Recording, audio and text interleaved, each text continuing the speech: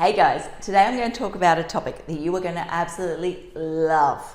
How can I be so sure that you're going to absolutely love it? Well, earlier this year I recorded a very similar topic and that video has gone absolutely gangbusters. I think last time I looked at it, it was like over 4,500 views. We're not talking about cat videos here. We're talking about town planning in Brisbane. It is a very, very niche sort of topic. So to get that number of views is just a little bit crazy. So today I've decided to build on that topic. In that video, I was talking about how to do me out of a job, how to design to avoid a DA on a large traditional building character overlay allotment. In today's video, we're going to talk about the exact same thing, but for small lots. So how to design to avoid a DA on a small allotment. If that sounds like it's something that interests you, and if you're a building designer or an architect, it probably does. Stick around. Okay, so if I've spoken to you about this topic previously, you would have heard me suggest that you have three different, I'm holding up the right number of fingers there, three different options. Number one, design to avoid a DA. So maximize the exemptions or comply with the acceptable outcomes to ensure that you don't trigger a town planning application. Push the rules or break the acceptable solutions just a little bit and trigger a risk smart application, or go all out and go via the team. Unfortunately, as a result of Brisbane's Future Blueprint, the findings that came out roughly a month ago now, if you don't know what I'm talking about, go back and watch that video. It's a very, very distinctive video. I've got my hair all teased up, the makeup strewn across my face. You can't miss it. But anyway, as a result of that whole community consultation process, we have seen council really crack down on the enforcement of the acceptable outcomes.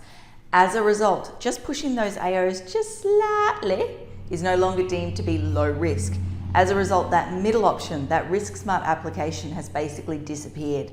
So now what you've got is the idea of designing to avoid a DA, using the exemptions, the acceptable outcomes, all of that sort of stuff, or you go for a full team application. And the outcomes that the team are actually supporting have significantly reduced. So previously we could have pushed, say, for rear setback reductions down to maybe 2 metres. We could have gone crazy.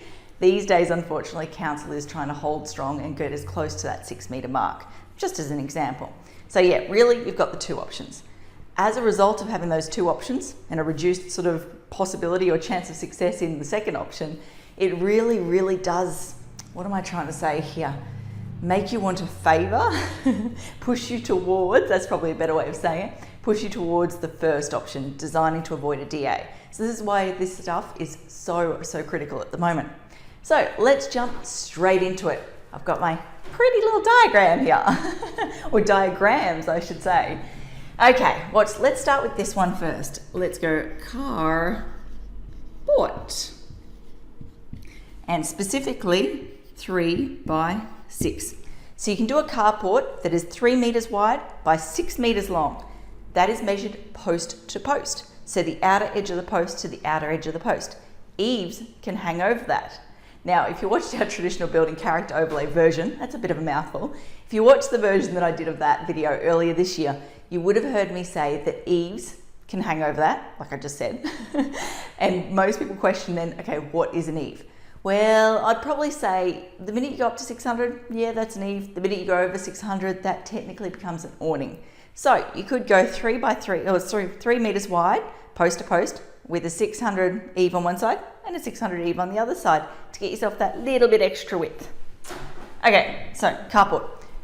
Because it is covered by the exemptions, you can stick it anywhere on the block. So it can literally be on the front boundary, it can literally be on the side boundary. You can put it wherever you like.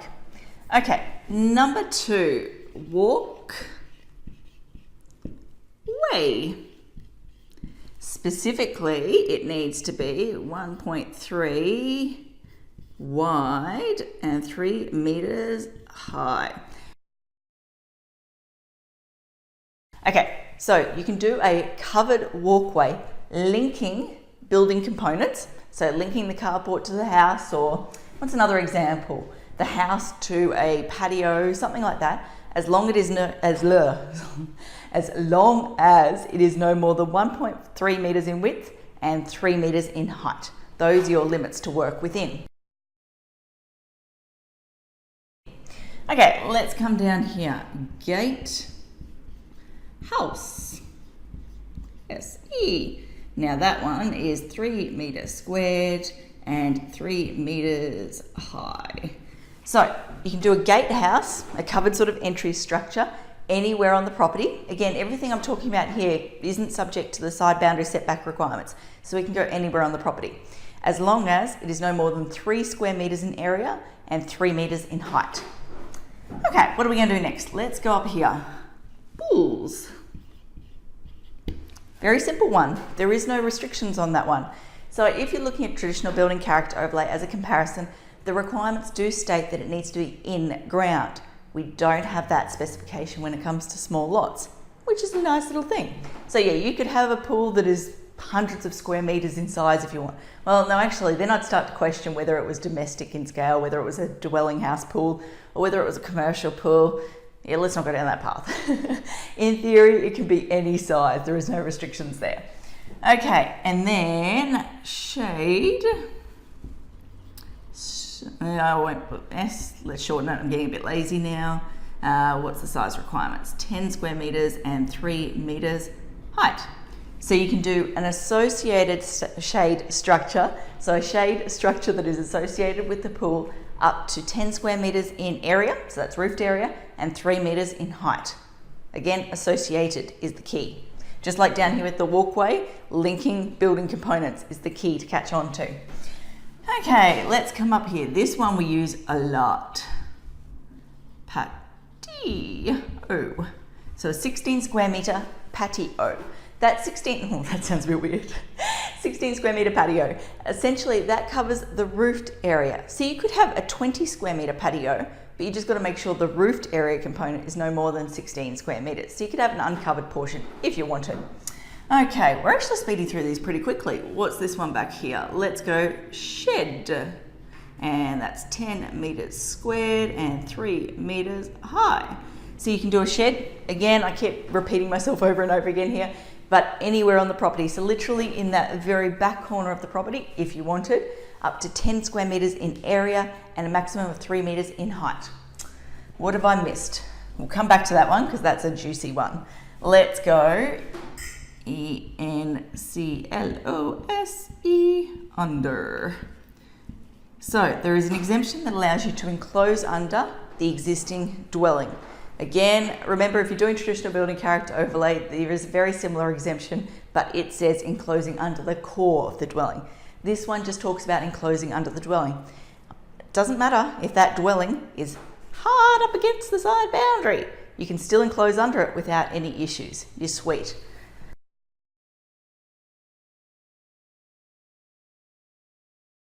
What else are we going to talk about? We'll come back to that one. Let's do this. Okay, raise. This one's a little bit hard to explain. Oh, let's clarify that actually. 9.5 meters. Okay, so how am I going to talk about this? The wording in the planning scheme in super simple terms says that you can raise to 9.5 where you comply with the building requirements. So essentially where you comply with the certifier's rules and regulations. It doesn't say where you comply with, I don't know what they actually call their criteria, but let's say acceptable outcomes. So it doesn't say you need to comply with the ticker box requirements for the side setbacks. A siting variation, also commonly referred to as a relaxation, is deemed to be a version of compliance. So what I'm trying to say here is if you're not going to trigger town planning for any other reason, then you just need to go to the certifier and lodge a relaxation application to cover the raised component, and then that enables you to draw on this exemption here. Have I explained that nicely and properly? In short, you can raise to 9.5 if you have the certifier's sign off. If you don't have the certifier's sign off, then it does trigger a town planning application. But we often find we still lodge an application to cover those components because there's other triggers involved. So there's no point going to the certifier and paying for a relax if you can cover it off as part of a DA if you're doing a DA in the first place. I think that makes a bit more sense, right? Okay, what are we going to talk about now? So, SAO. That's a nice short one. I've got limited space there, so I'm just going to shorten it to that. What we've talked about to this point, and what we'll come back to with that one there, is talking about the exemptions. Technically, if you want to be technically correct, I'm using multiple words there, that sounds a bit poor English, but you get what I'm saying. If you want to be technically correct, you need to refer to it as the prescribed acceptable development, I'm getting my words mixed up. Prescribed acceptable development. So if you go with that, that covers any of the exemptions. The other option you have is to design to comply with the acceptable outcomes, what we used to refer to as self-assessable. So the acceptable outcomes say things like, for a standard 25 metre long or 25 plus metre long block, you need to be 6 metres off the rear boundary. For all blocks, you need to, if they're over 400 square metres, be maximum site cover of 50%, your maximum building length of 25 metres, minimum side setback of 1 metre, etc., etc. So if you can design to comply with those building envelope requirements, then you're sweet. So that sort of allows you to do stuff in the middle of the property. So that's what the self-assessable outcomes. Is that what I was trying to shorten it to? Yeah, who cares? Anyway, we'll move on.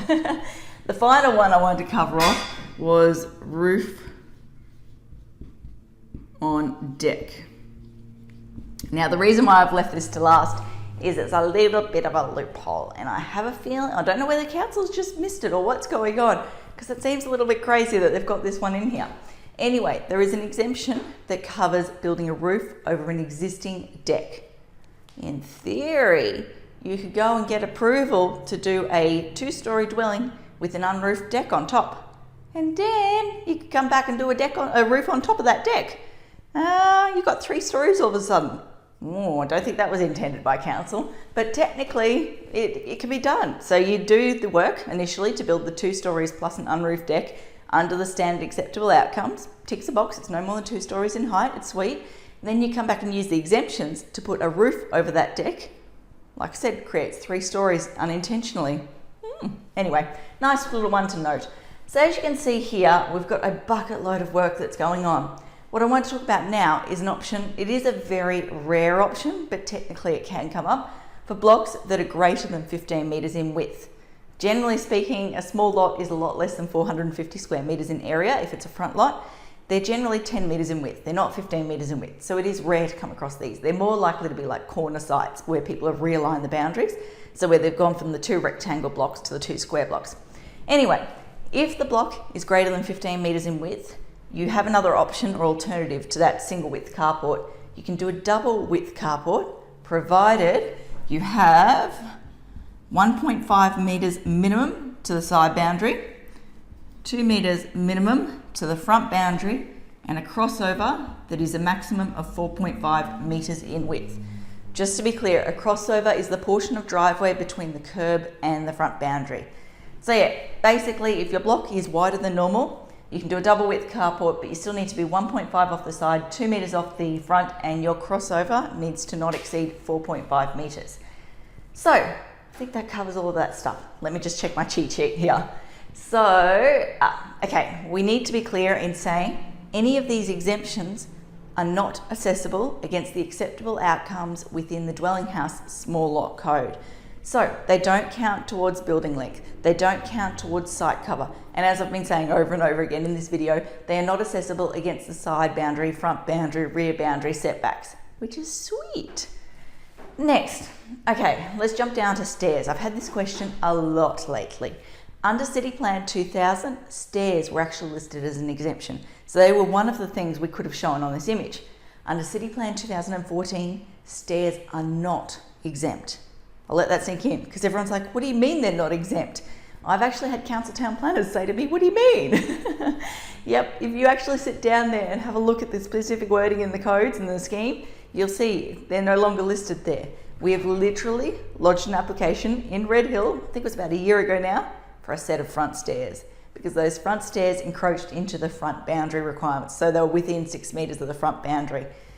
Yeah, painful. But anyway, so if you can, keep stairs out of it. You don't want to trigger a DA, you don't want to go through that expense just for stairs, come on. Okay, let's go back up to traps. So if we've got this bucket load of stuff that you can do under the exemptions, that option 1 that I talked about in the beginning, the question naturally is, well, when do we ever trigger a DA? Well, you trigger a DA most often because you want to do a double width carport. People love a double width carport. They don't want a single width carport. So in that situation, unfortunately, you would trigger the need for town planning approval. Again, I stress it is getting harder and harder to get approval for performance outcomes, so to break the acceptable outcomes. So just because you can lodge the application and go down that option 2 path doesn't mean it's going to be worth your while in terms of cost, timeframes, and chance of success. So keep that in mind. The other thing we often see people do is they want to extend to the rear, and it's an old character sort of house, so pre-1947 house that has been built within 1 metre of the side boundary. So they naturally, for construction cost efficiencies and all that sort of stuff, and just general aesthetic reasons, want to line up the new extension with the existing house. That results in work within 1 metre of the side boundary. There's no exemptions to cover it. It doesn't comply with the acceptable outcomes, so it triggers a town planning application. They're probably the most common sort of ones we see. Actually, no, another one we see quite often is a shed. People don't like the itty bitty little sheds. They want big sheds. So they try to lodge an application to stick a shed that is over 10 square metres in area within the rear, that 6 metre rear boundary setback. That's probably the other most common one we come across. Eaves, I mentioned that earlier. When it comes to doing carports, let's use that as an example, eaves don't count. So the setbacks are measured to the wall, or let me be technically correct, they're measured to the outermost projection excluding eaves, which essentially means the wall or the balustrade if it's a veranda. I think that covers everything that I want to talk about. So yeah, just to recap, in the past you had 3 options: designed to avoid a DA, which means maximising the exemptions and complying with the acceptable outcomes to go down that self-assessable path. You could have gone via Risk Smart, or you could have gone via the team. Because of Brisbane's future blueprint, the findings that came out of that, we have seen that middle option just disappear. It is no longer applicable, and we've seen council tighten the reins on what they will support in option number 3.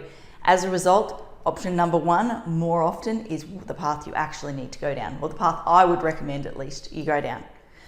Hopefully that's helped. That was a big video. As always, if you've got any questions or comments, I would encourage you to continue the conversation below. Until next time, thanks for watching. For all you red tape lovers out there, I have one thing to say. Well, no, actually, I've got 3. Number 1, the advice provided in these videos is general in nature. It's not site-specific. You would be a silly Billy to go and make financial decisions based on this advice without first checking with the town planner. Don't be a silly Billy.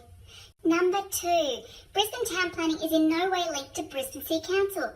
The views expressed in these videos are my own, not council's. So if you don't like them, blame me, not council. Number 3, what was my number 3? Oh yeah, the views expressed in these videos are accurate at the time of recording. If you're watching this video back 10 years from now, the views may not be so accurate. That's all.